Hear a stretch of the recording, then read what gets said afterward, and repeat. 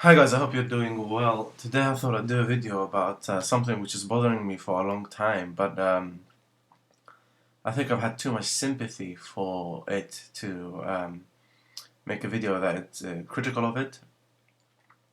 I'm sure everyone's aware about the New Age movement, and I'm sure everyone has at some time encountered some author or some book that talks about,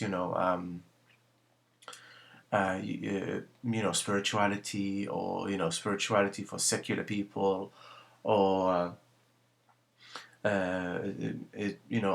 proposes some kind of spiritual teaching, or um, you know um, uh, I'm sure everyone has read at least a book or two about positive psychology, which is really popular, in the West. And just basic kind of ideas about how to improve your life and how to be happy, which is kind of like the main purpose of life is to find happiness.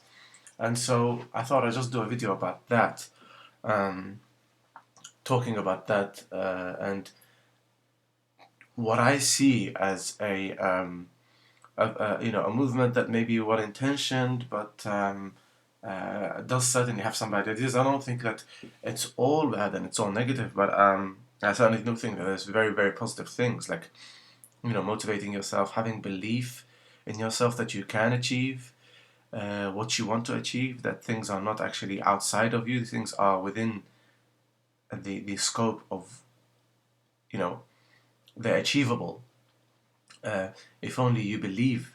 I think that's a very, that's one principle which I would say is very, very helpful. Because to do anything, you have to have faith. You have to have faith, strong faith that you're able to become a black belt in Taekwondo if you start, and if you want to do it within a year, you're able to do it if you devote enough time and effort into it. I mean, faith works on all levels. If you wake up and have a meal, you are, I believe, um, you are being at least partly motivated by faith. Because, for example, why would you choose to have this meal, this specific meal, for example? Why would you specifically have boiled eggs as a breakfast? Because you you have faith that it's going to help you. You have faith that it's going to um, give you nutrition. Because let's not forget that two boiled eggs can have different effects on two different people. If you're allergic to eggs, for example, then well, it's not so good. But if you are um, not allergic to eggs and eggs are very nutritional for you, then they're gonna have different effects on you. But in any case, that's just a side note. What I really want to focus on is this New Age movement. And by the way, I'm going to cut the clip into two parts because it's going to be around 30 minutes. But this is my first video, so I've only been given a 15-minute limit on from YouTube. So anyway, what pisses me off most is the kind of the unnaturalness and the kind of insincerity sometimes that comes from the New Age movement. So sometimes you might get an author that they talk about, for example, kindness. Oh, you have to be kind to everybody. Kindness is important. As Plato said, be kind to everybody because you don't know what kind of battles they're facing. And I think, yeah, that's kind of true. Some people they're going through some difficulties in life, and if they're not treating you very nicely, then that might be something to do with it. But I don't think, for example, if I was in a restaurant and someone was treating me really badly, I'm not going to show kindness to that person. I'm the customer, and they're supposed to serve me. So I'm going to speak up. And if B, then I'm just going to leave that restaurant and cancel my order or whatever it is that I have to do.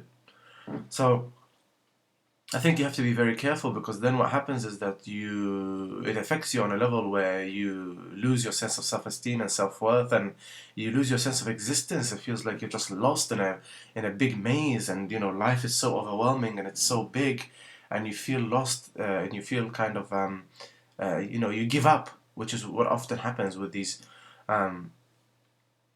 with some of these philosophies when you actually encounter them.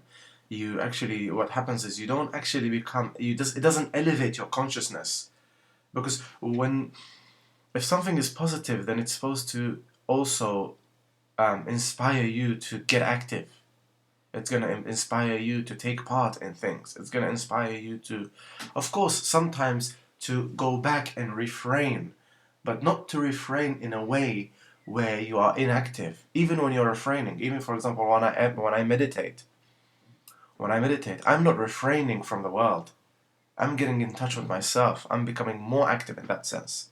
I'm getting in touch with my feelings. Why am I feeling this? Why is it that I was angry at this guy on the bus, in the morning? Why was I angry at the guy in the rest? Why was I angry at the waiter? Why did I like the way I was treated by the shop owner? And sometimes these things go through my mind, which I'm not supposed to, but which I'm not supposed to when you're meditating. You're supposed to kind of focus on now and just your breathing, and you focus on being in the present, sort of thing. But when you do that, being in the present, um, which is also another thing that a lot of these spiritual gurus talk about, you're not supposed to be in the present in the sense that you're just, uh, kind of refraining from action, which is what happens, and it's very, very dangerous because it's very subtle, and you only realize it like maybe after years and years, and then of your spiritual practice, and then you realize, oh my gosh, I've actually just been inactive. I'm not taking part. So precisely what I mean by that is that you actually become more yourself. That this spiritual teaching, or whatever you're teaching, whatever practice that you have, even if it's a religious practice, whatever it is, that is actually inspiring you. It's making you stronger. It's giving you faith in yourself. It's giving you um, power, even on a physical level. It's giving you power. So once you meditate, you actually feel more powerful. Once you pray, you actually feel more powerful. It doesn't do the opposite. It doesn't make you um, reclusive, which is what happens. It often happens because once you become reclusive, you become disinterested in life. Because the way we live now, we don't live in woods. We don't live individually in some cave. We live as part of a society. Even in the countryside, you still have to encounter people. You still have to live with people. You're still dependent on others.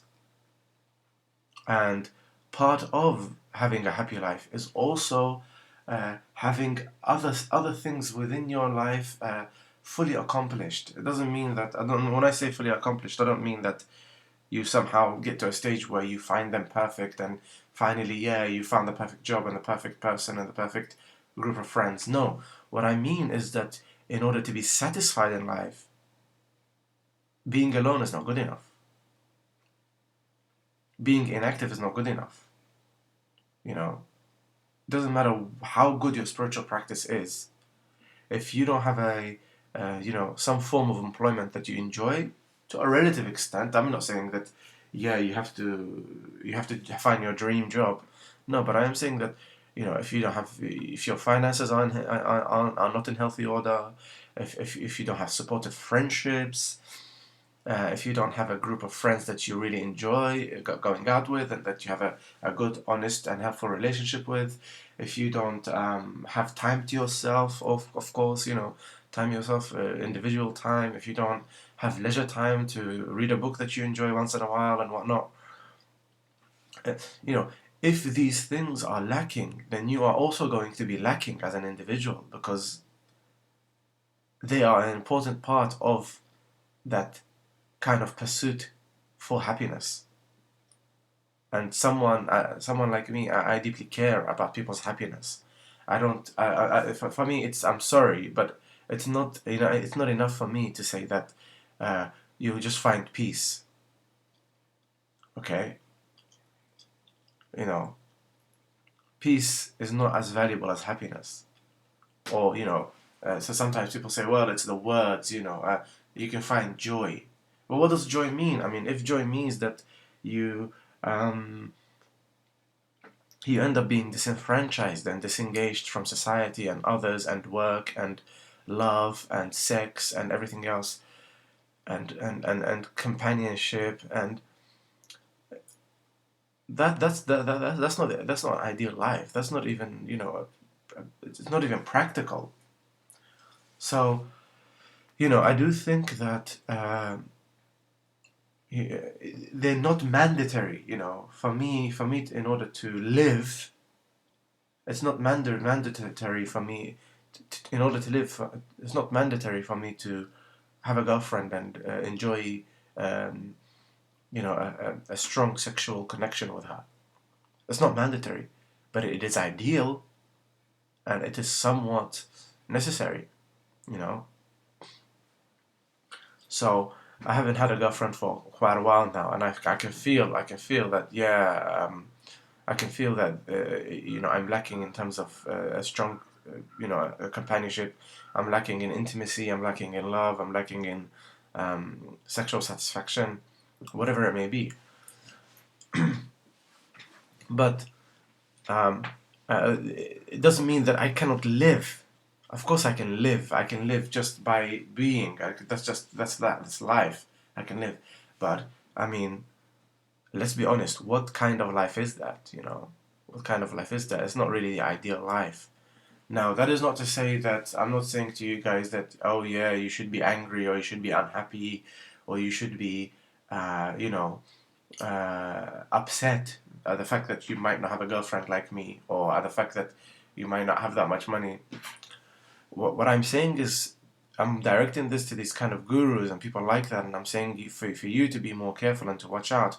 Whether they mean it, they might be well intentioned, I don't know, or they might have just forgotten, but it's not enough for. I think they downplay the role and the importance of relationships, of having a good group of friends, of having a good family, of even looking back at your childhood, seeing how you're treated as a child. A lot of people, these uh, gurus, if you like, they say, well, no, there are no problems. Don't worry. They would say, oh yeah, but a lot of people have experienced what you've experienced, which is just a very, very dissatisfactory answer. If I find some child who's been like abused, like sexually abused, um, and experienced a lot of suffering in life from his or her parents, and his dad or her dad might have been killed in a war or whatever. Even I know that there are other children like that, but I'm not gonna say that's not consolation to say, oh well, there are a lot of people who are facing what you're facing, and it's okay. Only if you are spiritual enough, you should be able to withstand the kind of emotional blows, and you should be able to get over them, and oh, that's just life, and blah blah blah. No, that's not good enough. Come on. That is really, really quite insincere, and quite rude, and quite it's quite unfair for people to talk in that manner. And one other thing I also want to talk about, and I think it's important for, in normal human affairs and everyday life. A lot of these so-called gurus and everything, and other people in just in life in general, like I said, in normal human affairs, when they say something, they're saying it from a subjective place. They're coming from their own experience, which might not be such a negative experience. you know um, uh, why is it, for example, that all these so-called spiritual gurus and positive psychology people, uh, they all they seem to always publish their work after they've kind of lived the good life, or after or once they've found some level of you know contentment, and they've been settled in their kind of they are settled in their lives. Anyway, I'll continue this quickly afterwards. It's coming up to 15 minutes. Just wait for me and then click on the second part, please. Thank you. Yeah, hi guys. So, what I was talking about is that some of these spiritual gurus is that once they have established themselves, or once they have, you know, as I see it, when I hear them talk about this kind of stuff, it's always from a place of abundance. They always talk about this kind of stuff from a place of abundance. They don't talk about it from a place of um, of scarcity, of difficulty, you know. So I was just mentioning in the previous video towards the end why for example it is that a lot of these people they live in Hawaii and they eat like a really healthy diet, like a raw vegan food, like fruit, like a raw vegan fruitarian diet, and they get plenty of sunshine, and they don't have a stressful job, and they have lots of free time to themselves, and they don't have they don't have anything like specifically worrying them, you know, like they might not have like a mortgage to pay or whatever it is, and they have plenty of money in the bank. They've authored a lot of books. They've sold a lot of books. They have um, they go to conferences, worldwide conferences where people call them and they give talks, and they go to companies and give talks, and they go to universities and give talks, and they get people wanting their autograph, and they have their retreats, and they have their merchandise to sell, and they have movies that they take part in, and they have their congregations that really love them and care for them, and blah blah blah blah blah, and so it goes on. And they talk about, love or peace or kindness. Um, and I'm just wondering, like, what does that have to do with our reality?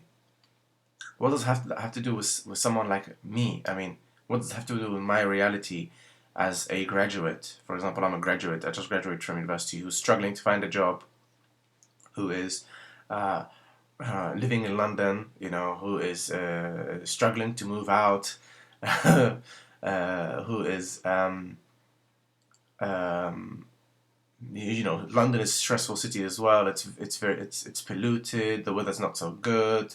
There's a lot of good stuff about London. It's very fun, and for going out at night, whatever. It's really cool. It's a really fun city, but it's very stressful as well in the morning when you get on the train, and when you get using the metro, the underground. In London we call it the underground, to get from place to place. It's very noisy as well.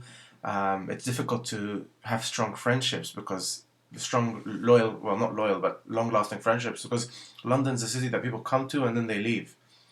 And so you have all this added difficulty as well, that it's very difficult to make a strong group of friends that who always, want you to um, who always want to who you can develop a really long relationship with always. So I do have difficulties, and I'm not sure that they're aware that they probably don't have the same difficulties that I do, and I don't think they're even aware that they don't have their difficulties is not as exasperated as my difficulties, or as your difficulties, or as anybody else. And someone, you know people who have difficulties more than I do, for example. I can't imagine like trying to, tell people about loving kindness in, countries in Africa where they're having difficulty finding medicine for children who have like very easily curable diseases, but the medicine is not getting to them and they die because of that. And, people who don't have enough food to live on to survive. I mean, and so you also you get the picture. I mean, also when you see these people when they talk, and the kind of customers and the kind of people who are interested in these kind of spiritual kind of gurus are actually richer people. You can see in the demographics. You can see, for example, that the people who are really into these kind of teachings and ideologies are not just your average kind of working man, or the kind of more kind of working class kind of person. You find that you won't find someone who works in a factory purchasing these books. You'll find some kind of middle upper management, or not even that. I mean, that's quite stressful job. You find someone who's like, um, who runs his own business, who is um, quite affluent, or he was born into some affluent family.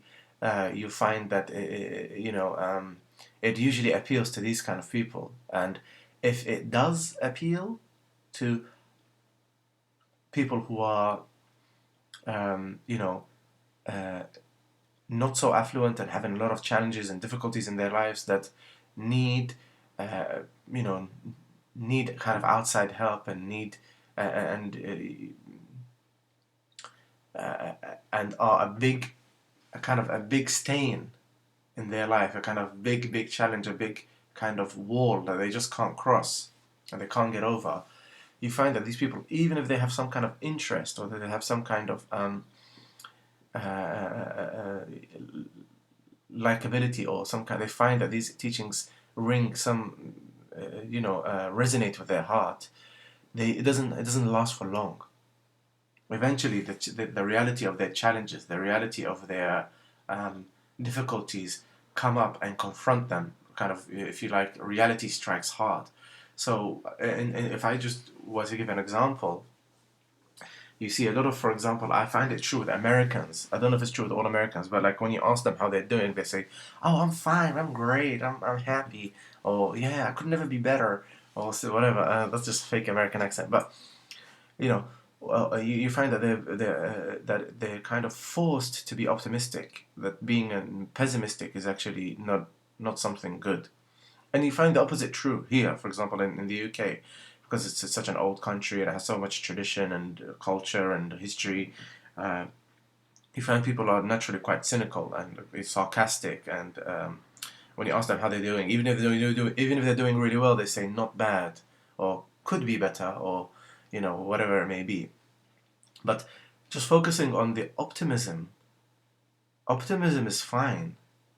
But if you're trying to cover your shame or your regret or your difficulties or your failures or your uh, uh, um, you know things that are really affecting you, that's actually shameful in itself. It's actually, I think, quite shameful for people to pretend that they're happy when they're not. If you're not happy, you have to talk about it. You have to speak up about it. You know, don't pretend that it's okay. And that's what I think some of these gurus also forget to mention, or they indirectly affect people with the way they preach their teachings. It gives you a sense that everything's all right when it isn't, and this is super super super dangerous. It really is. It really really is. You have to be very conscious and very aware and very kind of spot it like a kind of cat waiting for a mouse. You have to really spot it when it comes out.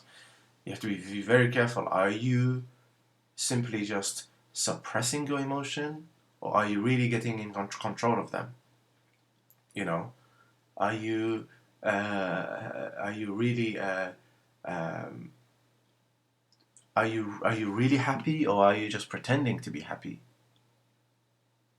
You know, for example, a psychologist might, in the beginning, might try and get these people to speak up, speak out against their childhood abuse or whatever it may be. And you find that they're actually outwardly very happy and very smiling, and you would never think that they would, contemplate something like suicide or whatever it may be. But then the psychologist keeps digging and keeps digging and keeps digging and keeps digging, and then you realize, oh my gosh, like you realize, oh my gosh, this person's life is hell, you know. Even now, it's a hell. They're having so much difficulty. You see them, and the tears just pour out, and they start crying, and um, they start, all of their kind of emotions kind of, uh, you know, come out, and they start crying, and they start sobbing, and it's all in front of you, and that's reality.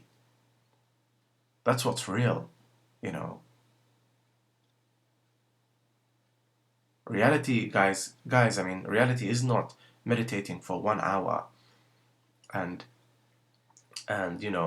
pretending 1 hour a day or whatever it is, and then pretending that everything's fine and that you're in the presence and you're okay, and I'll let the universe take care of me or whatever. If you're angry, you have to get angry. If you're happy, you have to get happy. If you are sad, you have to allow yourself time to be sad. If you want to grieve, if you want to cry, you have to give yourself the space to do that. And you have to find someone who's willing to help you and who's willing to listen to you and who's willing to, how can I say, who is willing to give up that time. And I'm not saying you have to find it. I'm saying it's important that you do have that kind of person. And if you don't, I really feel for you. I really feel for you, because I sometimes need that kind of person. I need a person who can listen to my problems sometimes. I need a person who can listen to my difficulties. But it's not what I want to say is that these gurus sometimes they forget that, and they really downplay the real difficulties that people are facing. Um, so you have to be very careful about that. So anyway, I just thought I'd share that with you guys. I have so much more to talk about with regards to this. One thing I just don't want to mention also is that you must be in touch with your emotions. So, for example, when I went to meditate, I used to meditate in North London at some a place every evening on Saturdays, I think it was. And I remember the female monk, she was there, and then we were meditating. Two people outside were speaking, and we kept the windows open so we could hear everything they were talking about. And for 30 minutes of meditation, we had to stay silent. It doesn't matter what outside noise, you have to concentrate. And at the end, someone asked her, and we were like, "Oh, what were those two people talking about? I mean, it was really bad." And then she was like, "Oh yeah, those fucking bastards." And this is coming from a female monk. So that example that I've just given is also I'm just trying to share with you that this when someone talks about Zen or Buddhism or whatever it may be, don't get a mental picture in your mind of what it looks like, that Zen is peaceful, or it's always peaceful, or it's always love, it's always kindness. No, actually no. It's about you. It's about being you, being in touch with yourself and expressing yourself fully and not holding back. Um, and of course, knowing at times that you've gone too far, or you've actually intentionally hurt someone's feelings, but at the same time, if you are holding back, then you're also not really in touch, and you're also not fully aware, and you're not fully conscious, which is which is basically the purpose of uh, you know uh, your spiritual practice, is to be more clear, is to be more direct, is to be more engaged, is to have more passion and fire and intensity, you know, emanating from your eyes and emanating from your soul and your presence. Uh, Otherwise, you're just drifting like a cloud, and what good is that? Okay, so if you have any comments, any constructive criticisms, or whatever you want to say, please write it into YouTube. No bad language, no disrespecting, and don't attack me, because you'll just get blocked. Um, so I hope you guys have a great day, and I hope that this video has provided you with some helpful information and helpful ideas. And these are just my ideas that I wanted to share. It's not advice. So, take it with a pinch of salt. Take care, guys. Bye-bye.